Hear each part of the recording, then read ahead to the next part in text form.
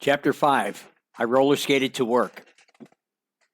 One of the fringe benefits of getting hired by Dean Witter was the fact that for the first time in my life, I got to live in a big, fantastic city, i.e., Chicago, and be exposed to so many great and different things that had I stayed in the suburbs, I never would have been exposed to. And one of those things was roller skating.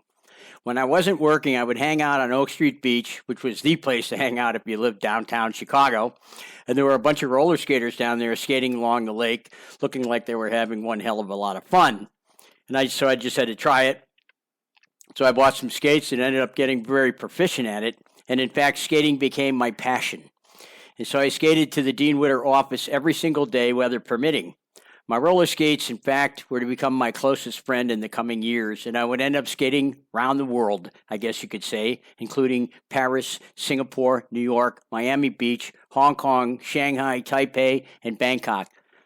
Oh, and don't forget that one day in London, Brad, when you skated from the train station where you had just arrived from Berlin to Brown's Hotel and into the lobby to meet Chuck, that unforgettable day back in 1985. You remember Chuck, the gay guy who got me my job back? But that's story later.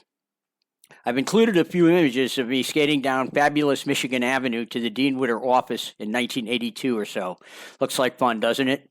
I guarantee you that I was the only one in Chicago skating to work in a Brooks Brothers suit, and I know that because I never once saw anyone else doing it.